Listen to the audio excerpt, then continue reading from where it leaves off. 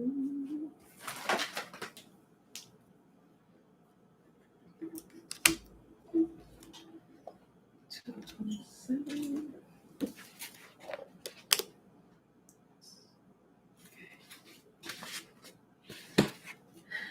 of the day, beautiful people. Top of the day, betwabble, betwabble.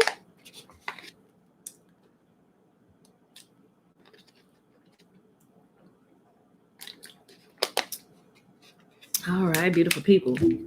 How many of you guys spotted the new moon last night? I know y'all seen my video. I'd be too excited. Anybody else get a chance to spot the new moon?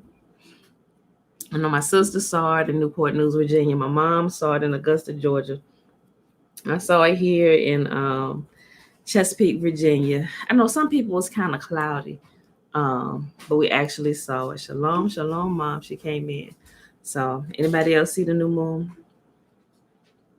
It was pretty cool. I was so hoping that all the clouds was gonna move away, and they did. They saw. Here's what's crazy, right? This was crazy. They started. And I posted a little video about the chemtrails too. They started spraying. I noticed. Well, they'll spray during the day and during the night, you know. But when I started noticing for a while that they had been spraying at night, I'm like, okay, what's the purpose of that? But it also covers up the moon. And a lot of time you will see they spray heavily at night when it's close to a full moon, you know, just taking stock of what's happening in the skies and stuff, right? Paying attention just to see if there's anything out of the ordinary, right? So I posted the video last night before I actually spotted the new moon. And they were outside spraying, and the chemtrails were starting to spread across the sky. I'm like, see, this is what I be talking about. I said, Father, please let these chemtrails move fast out the way. And by the time we got out there to look, it was nice and clear. Not a chemtrail even close to the moon when she appeared and showed herself, right? So I was excited about that. But let me tell you something. What this cycle has taught me is let me tell you, technology is good, and it's good in its own rights, and it'll help you stay on course. But let me tell you something. We definitely, when Yahuwah say we need to get out there and we need to sight it with our own eyes. We need to get out there and sight it with our own eyes, because if we don't, and we come to rely on the technology, which is created by man, which could have flaws in it, we could be pushed off, right? We could be pushed off, and we could be pushed back a day, possibly 2 days, because on both the apps that I have that I recommend, I said, remember I said, I didn't say the 100% correct. I said up to this point, I said they've been mostly accurate from what I've seen in the sky, you know, and I'm gonna still use them. But what I'm looking for now is to see if they actually adjust it based on actual sighting of the moon. So that's what I'm looking at now, to see if they actually go back and adjust. So I'm not sure about like the previous months, if they made adjustment. I mean, I guess I could tell if I actually go back and look based on what I wrote down and stuff. But I checked this morning and it hadn't adjusted this morning, you know. So I'm looking for that just to see if they make updates, or how often they make updates to what's actually presenting itself in the sky. So, but we had it based on what the app said, and as we were following it, it said that we would have seen it Wednesday night, the 13th, and we was out there looking and we didn't see it. I was like, well, did we miss it? Did we get out here too late? You know, but it was like we didn't see it, so we're gonna keep watching. And I got up online and look, and not too many people saw it, but it was like 2 people that had said they sighted it. You know, it was one in Hawaii, and they actually did an explanation. I'm not sure. I wasn't in Hawaii, but they said it normally happens like that. I'm like, yeah, I don't know. Okay. You know, maybe they did, maybe they didn't. I don't live in Hawaii, so I can't really tell you. So I'm like, okay, so that's why when I saw those, but everybody else, like everywhere else over the world, said that they didn't see it. I don't know how that works. That, like I said, maybe I don't know. Maybe it was lying. Maybe it was telling the truth. I can't say which one it was. But we didn't personally lay our eyes on the moon until last night, January the 14th, 2021. And she appeared. Let me tell you something. The reason why I get out in my truck, and I'll go when I can't see over my house, because I understood something about the Book of Enoch. So, and at that time when I was looking, I was like, oh wait, where did the moon go? And I was like, wait, the moon seemed like it's disappearing from a spot, at certain times. But then I was like, maybe I'm missing something. So I go back to Enoch, and sure enough, the moon at certain months, she follows a different course from the sun. So she won't rise in the same place where the sun is. She'll appear in different gates. And so when I realized it, I was like, oh, so maybe that's what's happened. And then once I realized that, I was like, okay, so let me get out here in my truck and drive around. And sure enough, I found her. I don't have to normally drive too far. I'd say within about where I live, I would probably have to drive out from my house to see like different angles of the sky.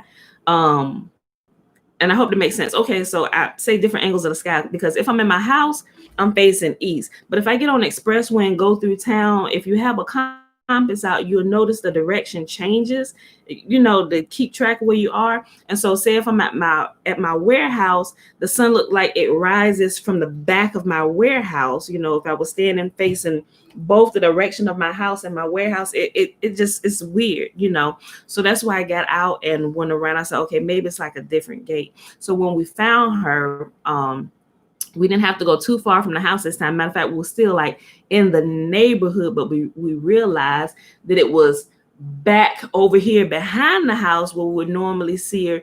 Of course, clearly when she was set with the sun. So after the sun sets, when you're spotting her, she was set just about an hour afterwards. So you only have an hour, maybe an hour. Last night, we only had like 31 minutes exactly. Almost like 31, was it like 31 minutes? No, I'm sorry. No, that was the first night. It was like 50 something minutes last night, and we caught her. As soon as she appeared, well, at least I ain't gonna say as soon, because it could have been a couple more, but we were looking and I spotted her at 5:42 p.m.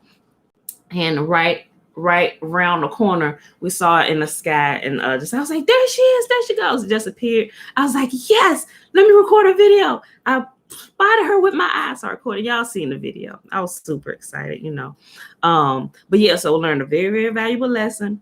If we're supposed to get out, if Yah says get out there and look with your own eyes, and we can keep the technology, but let us do our due diligence and make sure that the electronic version of whatever we're using hasn't made a mistake. And we clearly saw a mistake in the app. So get out there and look. If it's not cloudy where you are, you will get to see it, So what I had to do, and it also taught me another lesson. Do not, because let me tell you, this is about we only in January, right? And so I was like, oh yeah, this pretty good. So I went through and I started marking off the days. I said, this is gonna be a Sabbath, this is gonna be a Sabbath, this is gonna be a Sabbath. The new moon is gonna fall here. And I did that based on us sighting the new moon supposedly on the 13th. So now my whole book, starting from the month of January, is completely thrown off. I got Sabbath days written on wrong days. I'm like, I can't believe I did this. Pam, you knew better. Why would you stand here and mark up the whole 2021 year? And I got the wrong Sabbaths in here. Clearly, also what we'll know is that because they should, I don't know, it could, but we'll see. Now I'm really watching the dates of Passover closely now, just to make sure, right? Because the dates could possibly be wrong now.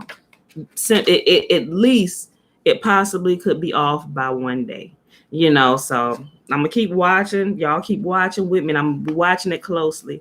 But what I also realize is that the last month, the 10th month, because today we start the 11th month. The 10th month is a long month, right? So the transition days of the moon are long. What? Yeah, get some whiteout. I know, right? And I ain't got none, no whiteout strips or nothing. I'm gonna have to get some, right? But then I thought about it. It don't matter if I see if I go back and look in the next couple of years over this. Oh, this was the year where I was presumptuous. I could see my mistake. I don't think I want to completely white it out. But even if I white it out, I'll see that I've whited it out. But what I think I'm gonna do, I'm gonna just mark an X through everything, and I like to do this so I can see how I grow over the years. And I realize, and now it's a reminder to myself, don't ever do that again. that's why it's like I'm still learning as I go, y'all. So if I get some stuff wrong, don't drag me too bad, because I'm still learning, just like y'all still learning. But when I realize I made a mistake, I will come back and say, "Ooh, I screwed up, y'all. I'm sorry." So I definitely need to say this, because I know some of you have made your work schedules based on what I have been telling you about the 13th. And when I caught it day before yesterday on the 13th, like, "Ooh, wait a minute, we gotta still watch." So I do apologize. I'm sorry, y'all. So if y'all have made y'all schedules and made the Sabbath days, taking the Sabbath days off for this current moon cycle on Wednesdays instead of Thursdays, you need to make adjustments if you can. Father, forgive me. Give them grace if you have, and I'm sorry, y'all. So forgive me. Like I feel like crap, So that taught me a huge lesson, because I don't want to lead anybody astray, So the Sabbath for this moon cycle will not be on Wednesdays, y'all. It will be on Thursdays. Okay. So also proof that we've cited the new moon last night. The proof of that is, here's how you can know in any other month. I'm telling you, witnesses, who always leaves his witness in the sky. There's always a way we can prove our theory, so to speak. Right now, we know that's not a theory, but for the sake of conversation, the very next day, we will see the moon in the sky. So once the clouds clear up and the sun is out, whatever, we should be able to see the moon, that sliver that we saw last night. She should rise in the sky, because she's just going to keep gaining her light. So that's how we know, and we can be certain. You should be able to see if the sky is clear and everything. You will see the moon in the sky. That's our proof that we indeed did sight the new moon the night before, and that when we see her today, it's new moon day. It begins the count of, this is the first time during the day that we see the moon. That's why the count begins, because on the day, the first day that she's light in the sky, new moon day. So it begins our count, day 1, all the way back around. And when we get to the Sabbath, we'll realize we'll be at a Thursday again, right? Okay, so I hope that makes sense. I'll keep repeating it as we learn and over the weeks and stuff. So as you get out there, if you decide to get out there and actually observe with me, I'm really praying that you are get kind of interactive, because if I miss something, somebody will catch me, like, "Wait, Pam, hold on, go check this out. I saw this. I live here in like my mom, I live here in such and such place. So I live in Atlanta, Georgia, or I live in Kankakee, Illinois, or I live here in Newport News, and this is what we saw." So take pictures. I know I'm gonna figure out how to post pictures here on YouTube, because I see people do it, making posts and posting pictures. Maybe I don't know. Maybe I don't have enough subscribers to do that, but I looked at a couple things, but I would like to post some of those pictures and stuff. If not, I guess I'm gonna just have to do a video with the compilation of different pictures and post it that way, so I'm able to figure out how to do that, But take pictures of what y'all see in videos, the things that we're learning, because what it does, it boosts our faith in knowing that the manual that we have in our possession, the word of the Most High, even though a lot of pieces are scattered and a lot of pieces have not been canonized, it further gives credits. It further gives credit that these words are true. Just like the Book of Enoch, it's beyond me how some people say that the Book of Enoch is heresy. Seriously, it's beyond me, because that's how I learned how to track these things. When I see proof in the sky, it's like, oh no, this is all true, So, but all right, y'all. So that's that. I just wanted to touch on that for a couple minutes before we got started. But anywho, happy Friday, everybody. Happy Friday. We walked into the bowling alley trying to find it too. Did y'all see it, Dana? Yeah. Oh, I know where y'all live at. Y'all, I don't know, because I don't know, Dana. Okay, so based on the food line, if y'all stay back there, because when we rolled past there, we saw it right here. So you guys should have been able to see it from, if you were, I'm thinking about y'all neighborhood, the area of y'all neighborhood. Okay, so if food line is right here and we saw it right here, if you turn this way, I guess I don't know how y'all come out y'all house, but you would have to look in the direction of the going to the expressway to the food line, and I'm thinking that's where you would have saw it at last night before she set. So, but normally I'll see it right here. I could just come out my front door and see. But I actually have to drive around. That's how, when I realized that sometimes she rises and set in different gates throughout the year, different months throughout the year. I was like, okay, I can't just stay at my house. I need to kind of go out a little bit just to see. And I don't 100%, I ain't even going to say 10% have down which gates are where. I'm still learning that there's different gates, and that's what I'm still trying to learn. So I'm like, okay, based on where I live at now, okay, so during this month she rises here, so this is a gate. This gate is different from this gate. I don't know what the gates are numbered or how they're labeled, but I can clearly tell here's a gate here and here's a gate here, based on like the streets and neighborhoods and stuff, so I'm still learning. It's like this map is being formed in my mind for where I currently live at. So it's really kind of fun, and it's fun to have the kids interact and stuff too, because they be just as excited. And I think it's really fun to have kids around, because they'll go out and look for the moon. They say, "Mom, the moon is out." So but the way they scream, sometimes they scare me like something is wrong. Like they she's like, "Mom!" I'm like, what's wrong? She said, "The moon." I'm like, girl, if you holler my name like that one more time, you scared the piss out of me. I thought something was wrong. So it's kind of fun having the excitement and the innocence of little children while we're learning about this as well. I'm like, oh, Father, may I be that joyful and that excited about all your words and your creation. I don't ever want to grow familiar with the things of the Most High, even if it's simple as nature.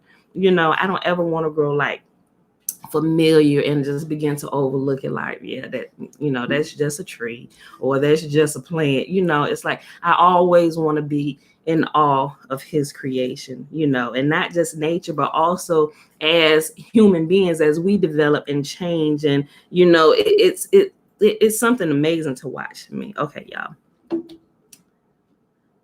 since Pam, look at the 12 patriarchs of Levi, tells you who will be unsealed. Who will? You know what? I'm gonna go. I've read that before. Matter of fact, I've listened to it a couple times, but I'm gonna go back. Thank you, Aliyah. I'm gonna go back and I'm gonna reread that. Matter of fact, I actually have it saved, so I'm gonna go back and read it with fresh eyes now that I've been, over the last couple of days, some of the information I've been getting. But thank you for that. I'm gonna make myself a note real quick. 12 patriarchs. I'm gonna go through all of them. That's something good. I posted here for y'all, those of you guys that don't know what that is. Peace and blessings. Greetings, Nikki. The 12 patriarchs. That's something good. You know how when the forefathers passed away, they blessed all their children, like right before Jacob passed, he blessed all his children. Same thing with his children. Right before each of one of them passed, they also blessed their children. And before they bless them, they tell them about their life and what transpired over their life, how they were blessed and how they were cursed with some of the stuff they did, and if they turned away from the Most High, and what he allowed to happen to them. And he blesses his children and tell them, don't walk in those ways. And but it's really good. They're really short. Excuse me, you can probably read all 12 in one sitting in about, I say maybe 30, 40 minutes or whatever. But I'll post that today. I'm going to also listen to it again today. Okay, so y'all, happy Friday. It is January the 15th, 2021, day 51 of year 3 of reading through the books of the law and the prophets, and of the 3-year consecutive day count, day 720. Guys, today we're reading Exodus 25, 26, and 27, and we're going to hop over here to the legends of the Jews. And we're going to start off with this section that tells us about how Yahuwah punished Moses for his stubbornness. Okay, so let's start with the Shema, which is found in Deuteronomy chapter 6 at verse 3. Read the entire chapter, y'all, so y'all can get everything. I just pulled kind of out the meat of it, but read the whole chapter. Take it in. Let it become a part of you. Live it. Hear, therefore, Israel, and observe to do it, that it may be well with you, and that you may increase mightily, as Yahuwah, the God of our fathers, has promised us, in the land that flows with milk and honey. Hear, O Israel, Yahuwah, our God, he is one God. And you shall love Yahuwah your God with all your heart, with all your soul, and with all your might. And these words which I command thee this day shall be in your heart, and you shall diligently teach them unto your children, and you shall talk of them when you sit in your house, and when you walk by the way, and when you lie down, and when you rise up, and you shall bind them for a sign upon your hand, and they shall be as frontlets between your eyes, and you shall write them upon the posts of your house and on your gates. And Yahuwah commanded us to do all these statutes, to fear Yahuwah our God for our good always, that he might preserve us alive, as it is this day. And it shall be our righteousness if we observe to do all these commandments before you, who are our God, as he has commanded us. Okay, y'all. So go ahead and hop over here to Exodus chapter 25. Okay. And Yahuwah said to Moses, tell, oh, I can't even see that. Okay. Yahuwah said to Moses, tell the people of Israel to bring me their sacred offerings, accept the contributions from all whose hearts are moved to offer them. Here is a list of sacred offerings you may accept from them: gold, silver, and bronze, blue, purple, and scarlet thread, fine linen and goat hair for cloth, tanned ram skins and fine goat skin leather, acacia wood, olive oil for the lamps, spices for the anointing oil, and fragrant incense, onyx stones, and other gemstones to be set in the ephod and the priest's chest piece. Oh, y'all. Oh, if I start talking about this, I'm okay. We'll once we get to that, I was gonna start talking about the Urim and the Thummim. It's just go okay. We'll talk about that later when we actually get to that. But just notice that we'll talk about that. Let me stay focused. Have the people of Israel build me a holy sanctuary so I can live among them. You must build this tabernacle and its furnishings exactly according to the pattern I will show you. Have the people make an ark of acacia wood, a sacred chest 45 inches long, 27 inches wide, and 27 inches high. Overlay it inside and outside with pure gold, and run a molding of gold all around it. Cast 4 gold rings and attach them to its 4 feet, 2 rings on each side. Make poles from acacia wood and overlay them with gold. Insert the poles into the rings at the side of the ark to carry it. These carrying poles must stay inside the rings. Never remove them. When the ark is finished, place inside it the stone tablets inscribed with the terms of the covenant which I will give to you. So, what we know based on this, that wherever the ark of the covenant is hidden at, and remember, the last person who laid eyes on it is the prophet Jeremiah. You don't find that in a regular book, but you find that in the book of Maccabees. When they were destroying Jerusalem, Yahuwah told the prophet Jeremiah to take the ark. Matter of fact, he had a host of men with him, but the men didn't see. Yahuwah told Jeremiah to take the ark and put it inside the cave, but exactly where, like he was the only one that laid eyes on it last. And then as it caved in or whatever, it was buried so that no other nation could get their hands on it. And they have been searching for this. But what we know is, in the whole point of me saying all that, is an original copy of what Yahuwah gave to Moses is still in the ark this day. So that's all I wanted to say about that for now. When the ark is finished, place it inside the stone tablets inscribed with the terms of the covenant, which I will give to you. Then make the ark's cover the place of atonement from pure gold. It must be 45 inches long and 27 inches wide. Then make 2 cherubim from hammered gold and place them on the 2 ends of the atonement cover. Mold the other cherubim on each end of the atonement cover, making it all of one piece of gold. The cherubim will face each other and look down on the atonement cover. Their wings spread above it, they will protect it. Place inside the ark the stone tablets inscribed with the terms of the covenant, which I will give to you. Then put the atonement cover on top of the ark. I will meet you there and talk to you from above the atonement cover between the gold cherubim that hover over the ark of the covenant. From there, I will give you my commands for the people of Israel. Then make a table of acacia wood, 36 inches long, 18 inches wide, and 27 inches high. Overlay it with pure gold and run a gold molding around it. Decorate it with a 3-inch border all around and run a gold molding along the border. Make 4 gold rings for the table and attach them at the 4 corners next to the 4 legs. Attach the rings near the border and hold the poles that are used to carry the table. Make these poles from acacia wood and overlay them with gold. Make special containers of pure gold for the table, bowls, ladles, pitchers, and jars to be used in pouring out liquid offerings. Place the bread of the presence on the table to remain before me at all times. Make a lampstand of pure hammered gold. Make the entire lampstand and its decorations of one piece, the base, center stem, lamp cups, buds, and petals. Make it with 6 branches going out from the stem, 3 on each side. Each of the 6 branches will have 3 lamp cups shaped like almond blossoms, complete with buds and petals. Craft the center stem of the lampstand with 4 lamp cups shaped like almond blossoms, complete with buds and petals. There will also be an almond bud beneath each pair of branches where the 6 branches extend from the center stem. The almond buds and branches must all be of one piece with the center stem, and they must be hammered from pure gold. Then make the 7 lamps for the lampstand and set them so they reflect their light forward. The lamp snuffers and trays must also be of pure gold. You would need 75 pounds of pure gold for the lampstand and its accessories. Be sure that you make everything according to the pattern that I have shown you here on the mountain.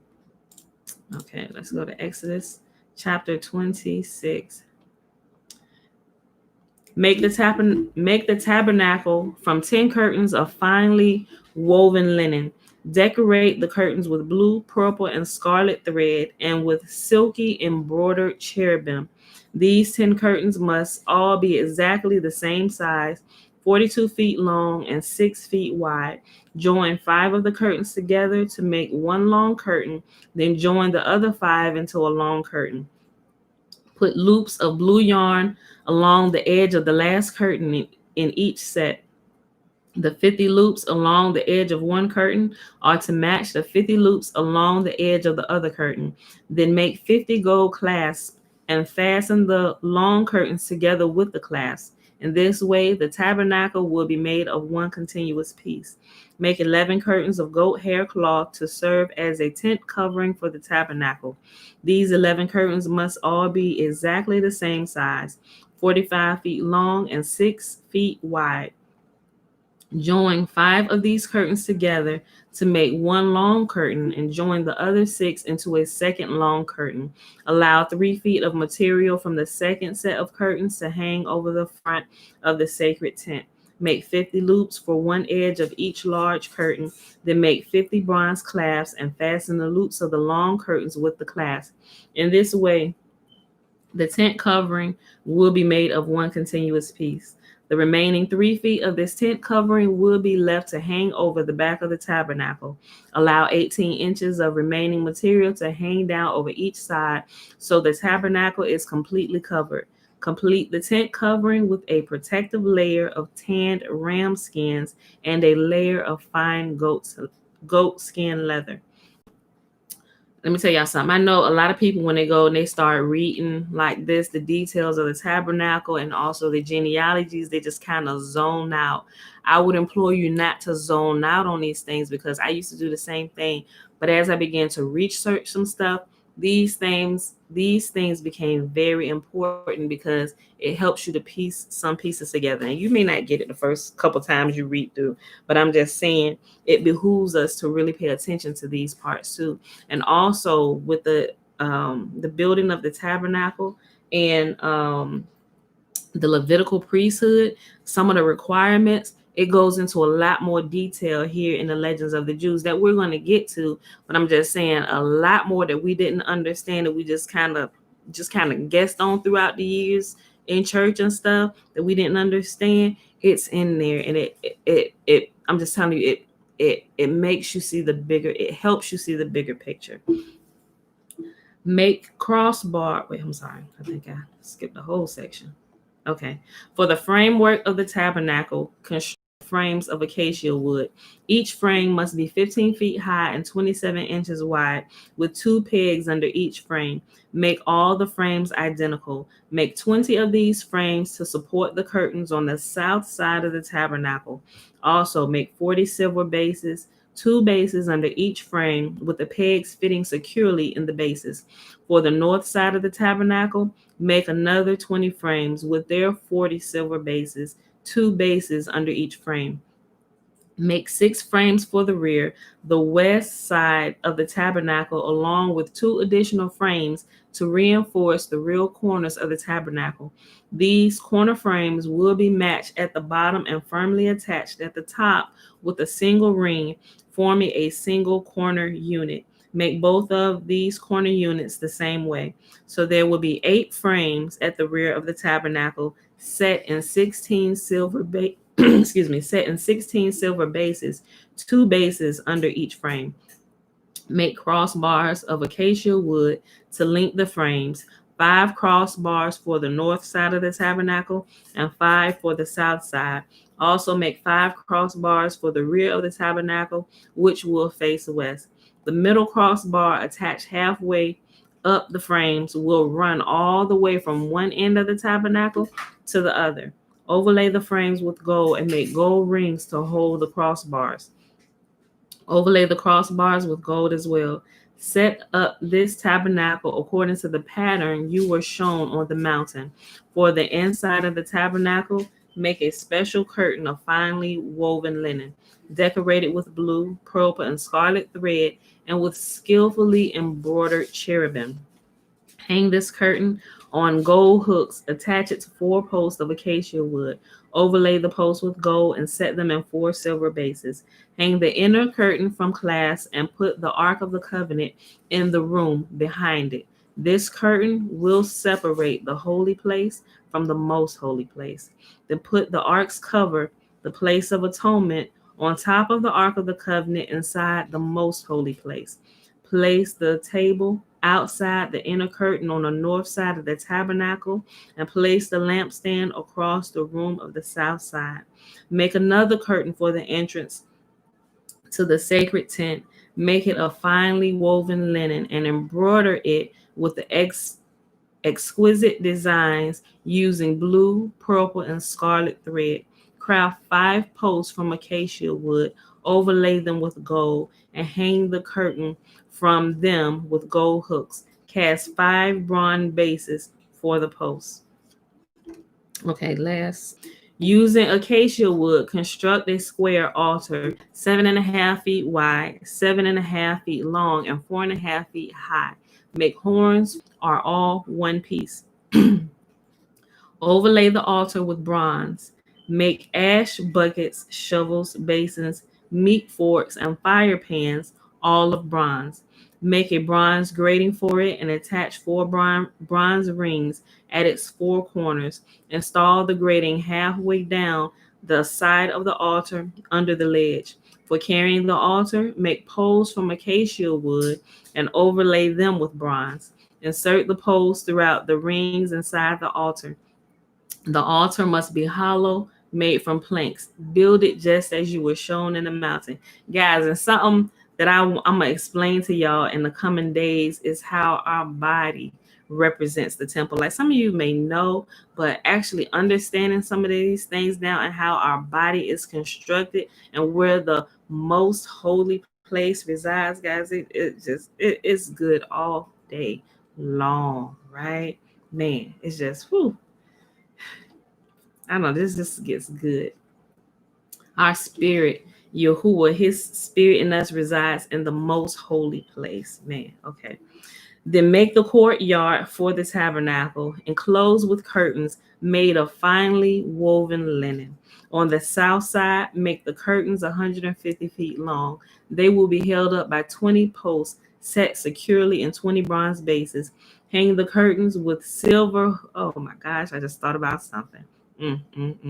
I just thought about how Yahuwah said that his altar should be made of earth, right? His altar should be made of earth, just like us, like we are made of earth. I'm gonna get sidetracked if I go on and start explaining all this today, but we're gonna get to it, y'all. They would be held up by 20 posts set securely in 20 bronze bases. Hang the curtains with silver hooks and rings. Make the curtains the same on the north side, 150 feet of curtains held up by 20 posts set securely in bronze bases. Hang the curtains with silver hooks and rings. The curtains on the west end of the courtyard will be 75 feet long, supported by 10 posts set in 10 bases. The east end of the courtyard, the front, will be 75 feet long. The courtyard entrance will be on the east end, flanked by 2 curtains. The courtyard on the right side will be 22 and a half feet long, supported by 3 posts set in 3 bases. The curtain on the left side will also be 22 and a half feet long, supported by 3 posts set in 3 bases. For the entrance of the courtyard, make the curtain that is 30 feet long. Make it from finely woven linen and decorate it with beautiful embroidery in blue, purple, and scarlet thread. Support it with 4 posts and securely set it in its own base. All the posts around the courtyard must have silver rings and hooks and bronze bases. So the inside of the court, so the entire courtyard would be 150 feet long and 75 feet wide, with curtain walls 7.5 feet high, made from finely woven linen. The bases for the posts would be made of bronze. All the articles used in the rituals of the tabernacle, including all the tent pegs used to support the tabernacle and the courtyard curtains, must be made of bronze. Command the people of Israel to bring you pure oil of pressed olives for the light, to keep the lamps burning continually. The lampstand will stand in the tabernacle in front of the inner curtain that shields the Ark of the Covenant. Aaron and his sons must keep the lamps burning in Yahuwah's presence all night. This is a permanent law for the people of Israel, and it must be observed from generation to generation. Okay, beautiful people. So that is our reading from the book of Exodus today. That was Exodus 25, 26, and 27. And let's go ahead and hop over here to the Legends of the Jews. I seen a whole lot of activity going on over here. I didn't want to get sidetracked. Was y'all asking me questions? I think y'all just talking amongst yourselves. Hold on, let me just double check. Okay.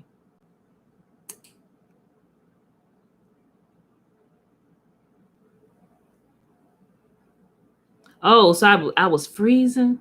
It's buffering. Sister, they messing up the live with buffering it. Oh man. Is it still buffering? Oh, that sucks. I'm gonna have to go back and watch it. If it's messing up too bad, y'all, I'm gonna have to just delete the live and I'll re-upload it from the video from YouTube, because I'm sorry, reload it with the video from Facebook. Facebook never really gives me issues at all. Okay. Oh, okay, Mama said she wasn't having any issues on her end. Okay, we'll see. I'll watch it afterwards. Okay, for those of you that have the book, we are on page 227. If you have the smaller book where the page numbers are different, it's the section in volume 2, Moses punished for his stubbornness. All right, beautiful people. Let's start. Okay. Okay. In spite of all these safeguards, Moses was not okay. So just quick recap. Remember, Moses is at the burning bush, and Yahuwah is speaking to him, and he's telling him he wants to use him to deliver his people from Egypt. He said, why are you gonna use me? He said, you sending me to a bunch of murderers, So Yahuwah goes on to begin to explain to him that if Moses doesn't go, he doesn't have anybody else that he can use on the earth to deliver his people. I'm like, ooh, wow, So that's where we stopped at yesterday. Okay.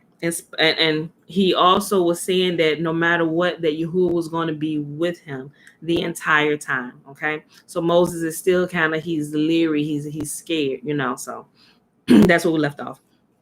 So the section is called Moses punished for his stubbornness. In spite of all these safeguards, Moses was not yet ready to accept the mission of Yahuwah, accept the mission Yahuwah wished to impose upon him. He persisted in urging his fears, saying, but behold, they will not believe me, nor hearken to my voice, for they will say, Yahuwah hath not appeared unto you. And Yahuwah said unto him, what is that in thine hand? And he said, a rod. And Yahuwah said, thou deservest to be castigated with it. If thou didst not intend to take my mission upon thyself, thou would have said so, thou should have said so in the beginning.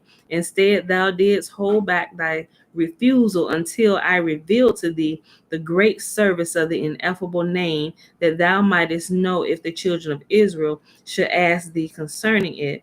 And now thou sayest, I will not go. What Yahuwah just said, he said, listen, of course Yahuwah knew all this was going to play out, but he's holding conversation with Moses. He said, listen, he said, all this time you had in your heart that you wasn't going to go. Why didn't you tell me that at the beginning before I revealed to you my ineffable name?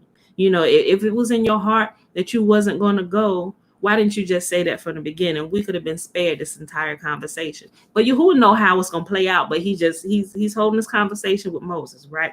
He's getting Moses to think. Listen, I'll go back up.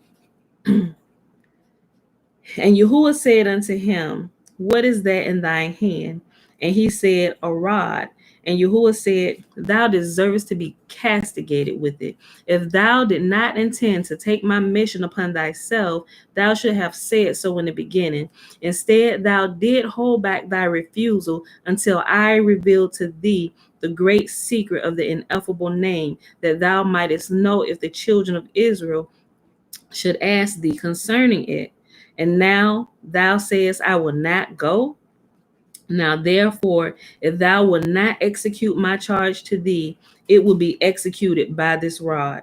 It was my wish to distinguish thee and to make thee my instrument for doing many miracles. But thou deservest a punishment for having suspected my children of lack of faith. Now, Yahuwah know that Israel be committing shenanigans, right? You know, but he stands for us. He will take he's going to discipline us, but he's also going to stand for us, right? Because he can see the end from the beginning. He know if ultimately we are going to turn from our wicked ways. And if we are, he exercises grace and clemency towards us before we even get to that day. Blessed be the most holy for him seeing the end from the beginning. Oh my gosh. Okay. It was my wish to distinguish thee and make thee my instrument for doing many miracles. But thou deservest a punishment for having suspected my children of lack of faith. The children of Israel are believers and sons of believers, but thou wilt show thyself of little faith in thy career, as thou followest the example of a slanderous serpent, so thou shalt be punished with leprosy, wherewith the serpent was punished. Yahuwah now bade Moses to put his hand into his bosom and take it out again. And when he took it out, behold, his hand was leprous, as white as snow. And Yahuwah bade him put his hand into his bosom again, and it turned again as his other flesh, which apparently mean he had darker flesh, right? In order for his hand to come out white and leprous, he would have to been of a dark skin tone, right? He had some kind of melanin in him, you know, because it went in black and came out white. He said, look, all right, and put it back in there, and it changed back to the rest of the color of his body. I mean, just in case nobody really paid attention to that. And Yahuwah bade him put his hand into his bosom again, and it turned again as his other flesh. Beside being a chastisement for his hasty words, the plague on his hand was to teach him that as the leper defiles, so the Egyptians defile Israel. And as Moses was healed of his uncleanliness, so Yahuwah would cleanse the children of Israel of the pollution that the Egyptians had brought upon them. May the Most Holy be blessed forever and always for cleaning us. The second wonder, connected with the rod of Moses, likewise conveyed a double meaning, in that it pointed to the coming of the redemption of Israel and taught Moses a specific lesson. At the bidding of Yahuwah, Moses cast his rod on the ground, and it became a serpent to show him that when he traduced Israel, he was following the example of the abusive serpent, and also how to show him that the great dragon that lieth in the midst of the rivers of Egypt, though he was now hacking into Israel with his teeth, would be rendered harmless like the rod of wood, which has no power to bite.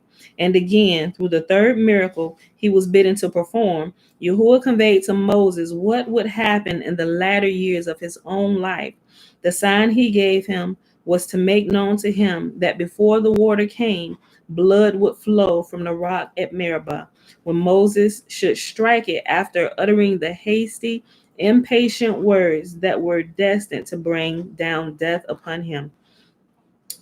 For 7 days, Yahuwah urged Moses to take the mission he desired him to execute. He resorted to persuasion that the heathen might not say that he abused his power as the ruler of the world, forcing men to do his service against their will. But Moses remained obdurate. He could not be won over. He said, "Thou doest a wrong unto me in sending me to Pharaoh. In the place of the Egyptian king, there are persons that know how to speak 70 languages of the world. No matter what language a man may use, there is someone that understands him. If I should come as thy representative, and they should discover that I am not able to converse in the 70 languages, they will mock at me and say, Behold, this man, he pretends to be the ambassador of the creator of the world, and he cannot speak the 70 languages." Also, don't we know who was it? Joseph. Yeah, Joseph. Remember when he came before Pharaoh, all the stuff he had went through, and Pharaoh had the dream. And remember, they said, "Oh, he's an Egyptian. He can't." Remember, we talked about the stairs. Matter of fact, the video that I did was ascending the 70 steps. That's what I labeled that video. Yes, Aliyah Joseph. I labeled that video a few weeks ago, ascending the 70 steps. So if you weren't present for that video, go back and watch that, and you'll see how that's a normal thing. If you go on to talk to Pharaoh, and Pharaoh's throne set high, it set like on this pillar of 70 steps, and you can only ascend the throne based on how many languages you knew. So if you only knew 2 languages, you could only come up to the second step, and everybody in there knew what that represented. So and each step that you stepped on as you ascended the throne, you were to address Pharaoh in the language. Every step, you were to address Pharaoh in a different language. If you knew the 70 steps, people would almost bow to you. All the 70 languages, and you could ascend and literally speak face to face with Pharaoh. And that's what Yahuwah sent the angel to do for Joseph in the dungeon the night before he was brought out, to clean himself up and come present himself before Pharaoh to see if he could interpret the dream. And it was at this point, after he ascended the 70 steps and he addressed Pharaoh in every language of every nation at that time, and he met with him face to face, and he said, "Oh, there will be no one else mightier in my kingdom. I'm putting my kingdom in the hands of a Hebrew slave." So, and everybody was in shock and awe, right? So, okay, just in case you didn't understand about that. So, but if you didn't watch that, go back, or you can read it in the book. Just go back to that part, or just pop up the video, because the video will give you the reference where that is found. I don't remember right off the top of my head, but it's there. It's in that video. The title is Ascension of the 70 Steps. Okay. I'll never forget that video. Okay. If I should come as thy representative, and they should discover that I am not able to converse in the 70 languages, they will mock at me and say, "Behold, this man, he pretends to be the ambassador of the creator of the world, and he cannot speak the 70 languages." To this, Yahuwah made a reply as follows: Adam, who was taught by none, could give names to the beasts in 70 languages. Was it not I that made him speak? Moses was not yet satisfied. He continued to urge objections, and he said, O Lord of the world, thou wouldest charge me with the task of chastising Egypt and redeeming Israel, and I am ready to be thy messenger. But is it seemly that a man should execute two errands at once? Nay, my Lord, for this two men are needed. Yahuwah made answer and said, Moses, I know well whom thou hast in mind with thy request, to be thy companion in the mission I assigned to thee. Know therefore that the Holy Spirit hath already come upon thy brother Aaron, and even now he is awaiting thee on the way to Egypt. And when his eyes rest upon thee, he will rejoice. Furthermore, Yahuwah spake to Moses, saying, When I appeared unto thee for the first time, thou was meek and did hide thy face, not to see the vision. Whence cometh now this whence cometh now this effrontery of thine? Effrontery effrontery of thine, that thou address me as a servant, as his master. Thou speakest too many words by far. Perchance thou thinkest I have no messengers, hosts, seraphim, Ophanim, ministering angels, and Merkabah wheels to send to Egypt and bring my children thence, that thou sayest, Send by the hand of him whom thou wilt send. In sooth, thou deservest severe chastisement. But what can I do, seeing that I am the master of mercy? It just make you melt all over the place, right? When you hear the words from the Most High, right? Okay. Let me just read that again. In soothe, SOOTH, like soothing. In soothe, thou deservest severe chastisements. But what can I do, seeing that I am the master of mercy? If thou escapest unpunished, thou owest it to thy father Amram, who rendered great services in behalf of the preservation of the Israelite people in Egypt. But Moses replied, O Lord of the world, I, a prophet and the son of a prophet, obeyed thy words only after much hesitation. I cannot expect Pharaoh, a wicked man, and the son of a wicked man, and the Egyptians, a disobedient people, and the sons of a disobedient people, to give ear to my words, O Lord of the world. Thou dost send me to Egypt to redeem 60 myriads of thy people from the oppression of the Egyptians. If it were a question of delivering a couple hundred men, it were a sufficiency, it were a it would be a sufficiently difficult enterprise. How much severer is the task of freeing 60 myriads from the dominion of Pharaoh? If thou hast called upon the Egyptians to give up their evil ways soon after they began to enslave Israel, they might have heeded thy admonitions.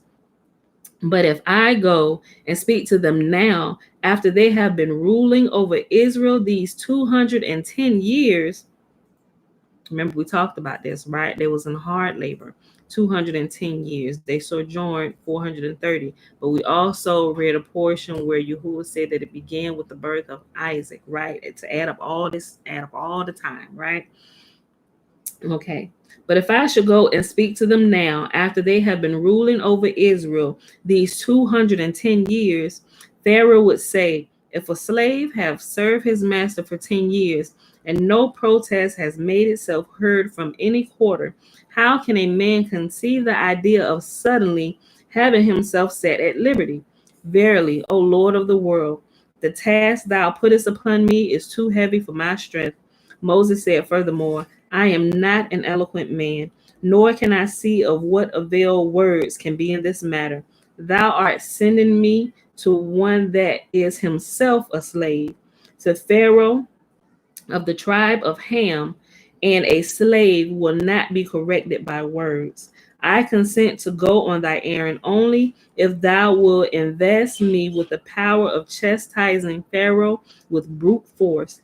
To these words spoken by Moses, Yahuwah made reply, Let it not fret thee that thou art not an eloquent speaker. It is I that made the mouth of all that speak, and I that made men dumb. One I make to see, another I make blind. One I make to hear, another I make deaf. Had I willed it so, thou hast been a man of ready speech. But I desire to show a wonder through thee. Whenever I will it, the words I cast into thy mouth shall come forth without hesitation. But what without says about a slave that he cannot be corrected by words is true, and therefore I give thee my rod for Pharaoh's castigation. But Moses still stood his ground. He raised other objections. His grandchild, he said, it's like he trying to do everything he can to get out of this. He said, okay, okay. So what about his grandchild, right? So it's just like, Moses, come on, man, let's get on with this. The children is ready to roll out of Egypt, right?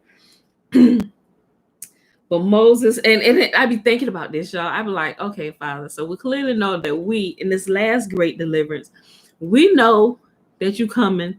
Our deliverance draweth nigh. So I'm sitting here thinking. I said, could we be like at one of these moments where whoever you're using for this great deliverance, remember, whoever the deliverer, it based on what I understand, y'all. Don't drag me too bad. I'm just everything. I'm still trying to put all this together because like we still here.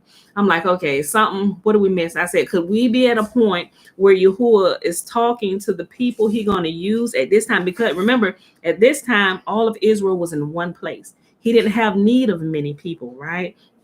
He only needed one. They were all there in one central location. And here, this is my theory. This is my theory behind this. I'm not saying this is written in scripture or anything, but based on what I've learned, this is my theory. Because now we're scattered to the four corners of the earth, there is at least, at the very least, going to be four Moses. I'm not saying it's going to be four. It could be more. It could be one. I'm just saying, right? Based on what I personally understand, right?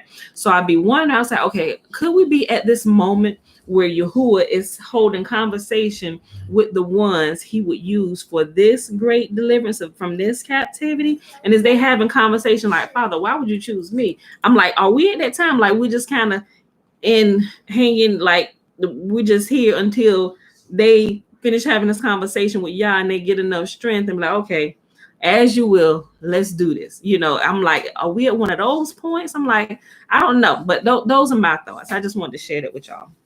Like I said, I'm not saying that is actually what's going on. I just like to run through every possible option that I understand at this moment. That's it. That's all, y'all. Okay. But Moses still stood his ground. He raised other objections. His grandchild, he said, is closer to a man than his nephew. Nevertheless, when Lot was taken captive, thou didst send angels to the aid of Abraham's nephew. But now, when the life of 60 myriads of Abraham's lineal descendants is at stake, thou sendest me and not the angels? When the Egyptian bondwoman Hagar was in distress, thou did dispatch 5 angels to stand by her, and to redeem 60 myriads of the children of Sarah, thou dost dispatch me. Like he going, like what he said, from our understanding, that was saying like, okay, so yeah, I'm not quite getting this, y'all. Why would you send angels at all these other lesser events? Like one person, you send like hosts of angels for them. But now when a host needs to be delivered, you want to send one little old me who's not even immortal. Like I'm a son of the dirt, the son of the earth, like flesh and blood. You want to send me? Yeah, so that's what Moses is doing, right? Okay. When the Egyptian bondwoman Hagar was in distress, thou did dispatch 5 angels to stand by her, and to redeem 60 myriads of the children of Sarah, thou dost dispatch me.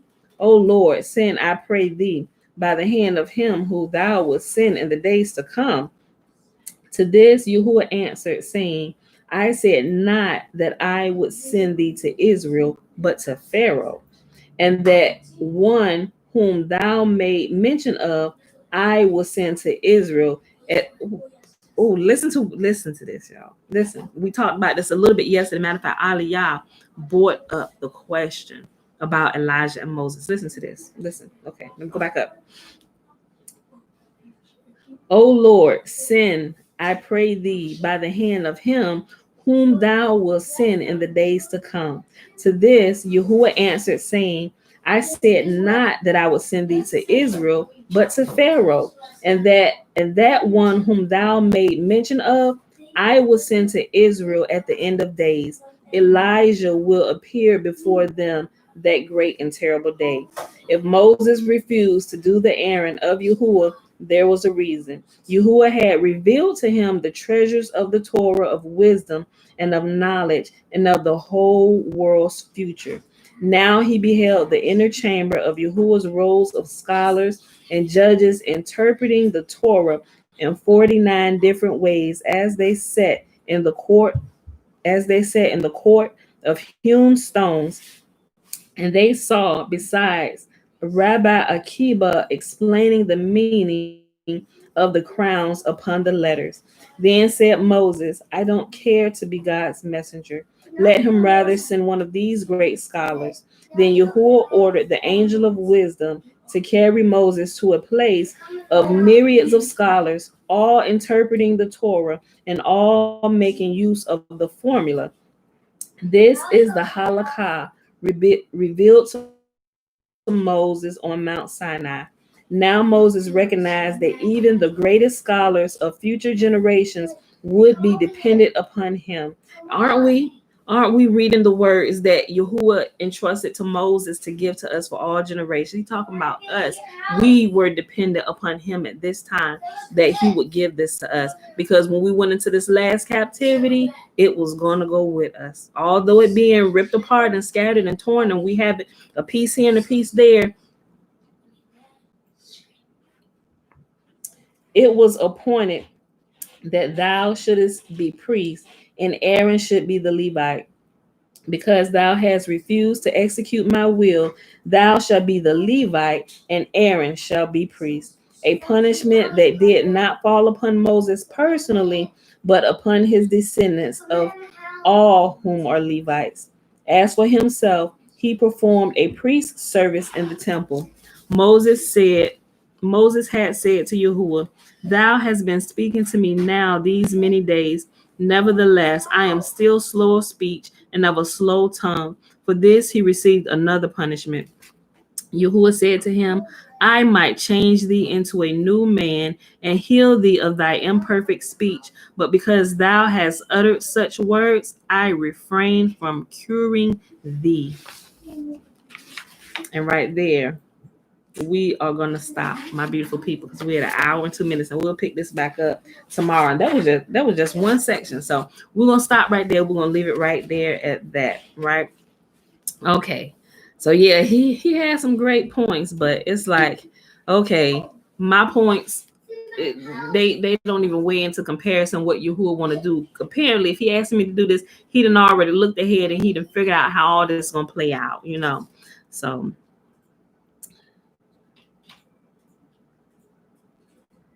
you said, so does that mean Aaron knew the 70 languages of the world at that time? I'm not sure. It doesn't mention that he did. It's possible. It's possible. It's greatly possible based on what transpires. It really is. But I can't point to and say yeah, nay. I definitely know Moses did, and I I would have to say Aaron did too. Now that I think about it, because if Aaron was the one to speak, I'm I'm gonna say I'm based on what I know. I'm gonna say yes. We don't read that, but based on what happened and what Yahuwah said to Moses and him wanting to bring in Aaron, speaking to Pharaoh, I would say yes.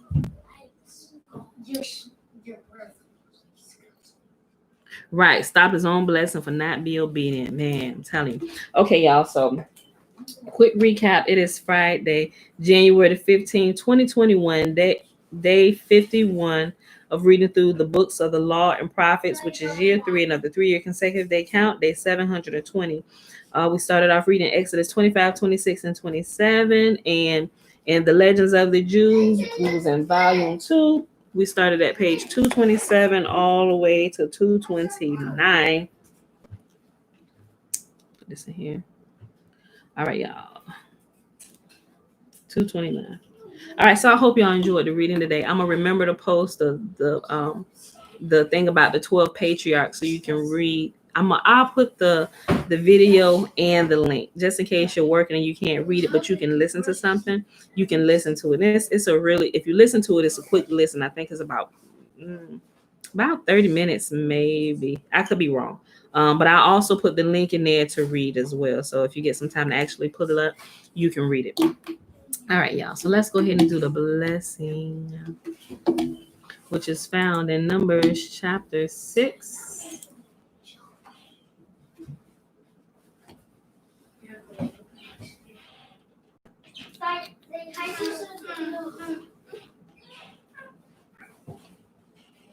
Say ice cream store. Say ice cream store. Say the guy made. Sis. The guy made. Type it in for the pop up. There we go. That's what I'm going to start doing. Okay, y'all remember the first 21 verses in Numbers chapter 6 is the Nazarite vow.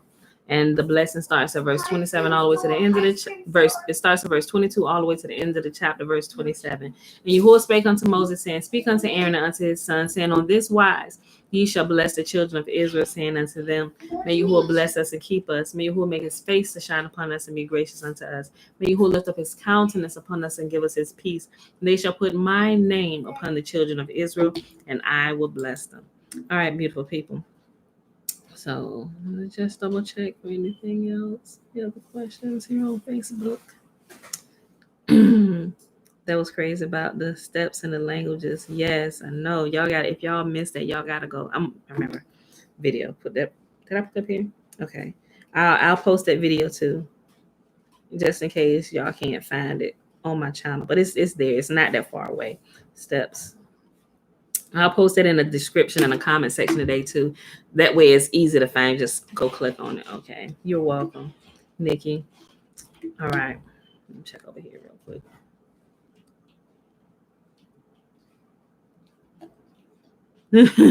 Okay, y'all just talking amongst yourselves.